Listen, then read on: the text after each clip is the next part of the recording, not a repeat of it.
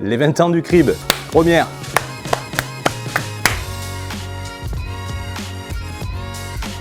Générosité, je pense que c'est ce qui caractérise le plus les bénévoles. Humilité. C'est l'engagement. Le premier terme, ça serait disponibilité. C'est partager. Ça serait générosité. Je dirais altruisme. Partage et engagement, ça fait deux. Pour avoir avec des gens un objectif commun, mettre en avant ses compétences, gérer une activité physique me concernant. Aider, partager, découvrir, le sentiment d'être utile. C'est d'abord de partager son temps libre, disponible, et puis se faire plaisir. C'est une gratification de rendre service aux autres, au service d'une cause qui peut être pour nous attachante et intéressante. Mettre de son temps disponible, de ses connaissances pour aider les autres au sein d'une association. Au départ, on s'engage pour rendre service. On s'aperçoit vite que rentrer dans l'action permet de travailler pour tout un groupe. C'est ce qui fait la finalité du bénévole. Il faut voir ça comme un mode d'épanouissement personnel et également d'épanouissement collectif. Il ne faut pas oublier les valeurs humaines et ça, c'est important. On s'engage en tant que bénévole par plaisir, par don de soi, mais on s'engage comme dirigeant bénévole parce qu'il faut bien faire tourner la structure. C'est d'avoir un cadre qui permet de s'investir, de donner de son temps, de son expérience, de ses compétences au bénéfice des autres et des membres de l'association.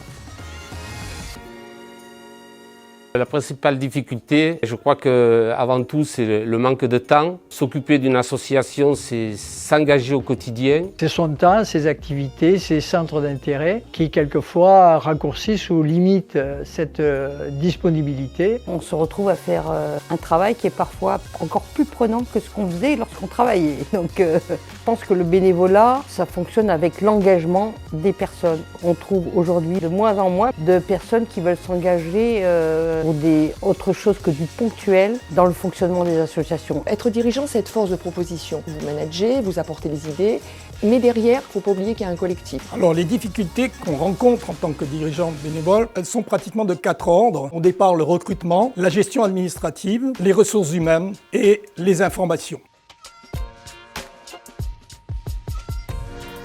Le CRIB, c'est une aide pour les associations qui ont du mal à savoir à qui s'adresser pour leurs démarches, pour leurs aides et pour leur fonctionnement en général. Le CDOS et plus particulièrement le bureau d'accompagnement, le CRIB, permet de nous aider dans tout ce qui est procédure administrative ou comptable.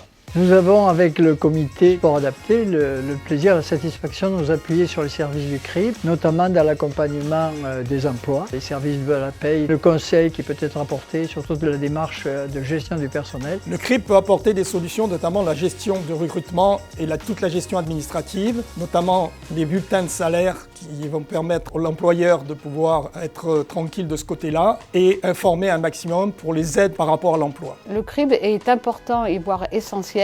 Pour nous, c'est un partenaire incontournable. Alors le CRIB, le centre de ressources et d'information pour les bénévoles, est la réponse qu'on a trouvée il y a 20 ans déjà avec les services de l'État, Direction départementale jeunesse et sport et le Conseil départemental du Var, pour apporter une solution permanente aux dirigeants bénévoles. Un guichet unique qui est capable de répondre à toutes les difficultés, toutes les questions en matière de gestion associative. Ce qui est important d'ajouter, c'est que les associations sont amenées à se professionnaliser de plus en plus. Et là aussi, notre devoir, c'est d'accompagner les dirigeants bénévoles dans cette fonction employeur. Et c'est la raison pour laquelle le CRIB est devenu tiers de confiance de l'URSSAF, de manière à apporter toutes les garanties nécessaires pour assumer ses fonctions dans les meilleures conditions possibles.